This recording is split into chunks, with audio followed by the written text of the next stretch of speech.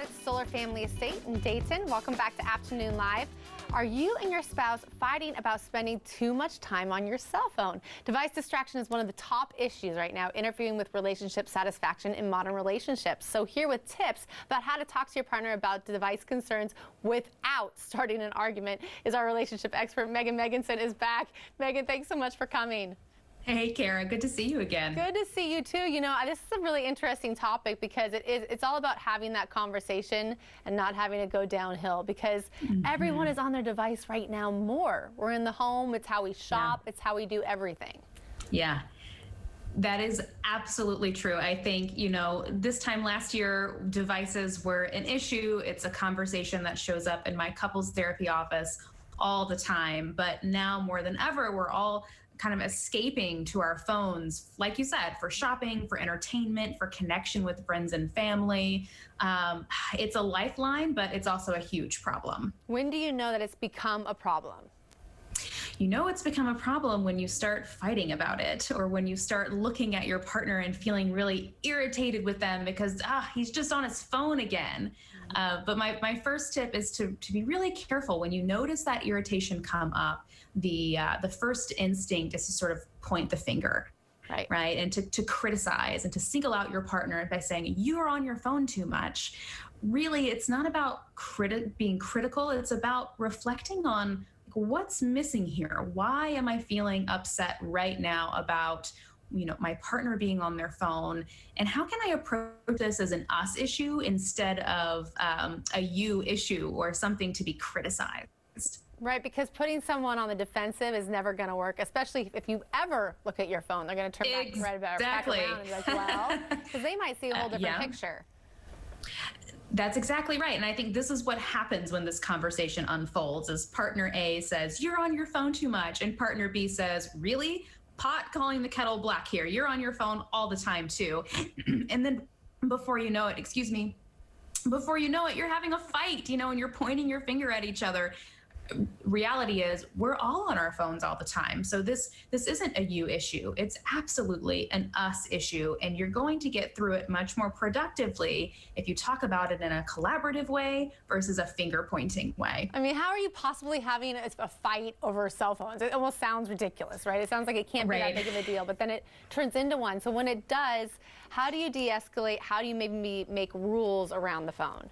Yeah, exactly. You know, I think the cell phone argument is today what 20, 30 years ago, the taking out the trash argument was for most couples. It really is indicative of something else that isn't quite right in our relationship. So in order to de-escalate, we'll first take a break, right? If you're fighting about something, don't dig the hole even deeper.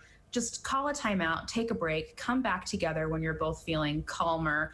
And when you can really look at each other and say, hey, this isn't about the cell phone. This is about something that's missing in our relationship. And can we have a conversation about what's missing here?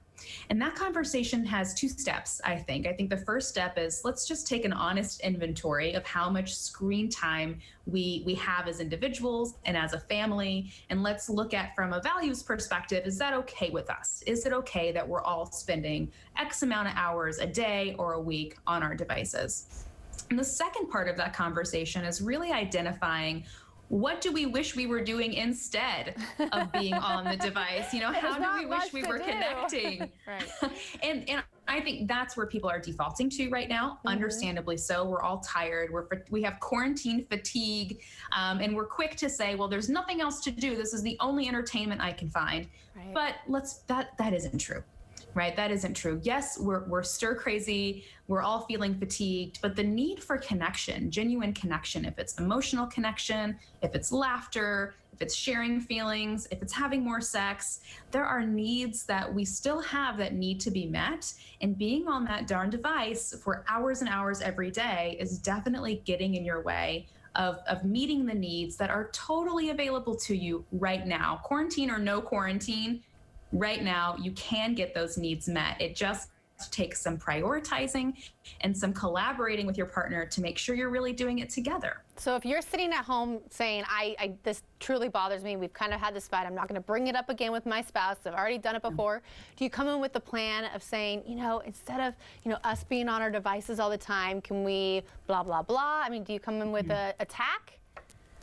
I think what you just said was really lovely. I think sitting down and saying, again, don't do it when you're feeling reactive or when you're feeling irritated. Do it when you're feeling calm. Sitting down and saying, hey, I'm really missing time together. I really wish that we're having more good conversations. I wish we were touching more. I wish we were having more sex. Whatever the need is for you, start with the need, right? I'm really needing more of X. And I feel like a big problem that's stopping us from doing that is our screen time.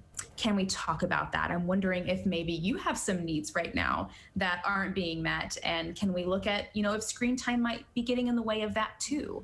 So start with the need and make sure you're asking your partner to reciprocate. What do you need? What do you wish we were doing more of together that, doesn't involve being on our devices? Right, not playing words with friends with each other. Thank you so much, Megan. Right. Great tips. Good to see you. Yeah, you're welcome. Yes. You too. And again, we'll have more information about Megan and a link to more of her relationship tips on our website at kat.com. Do not go away. Still to come, the hottest toys of 2020. We will be right back.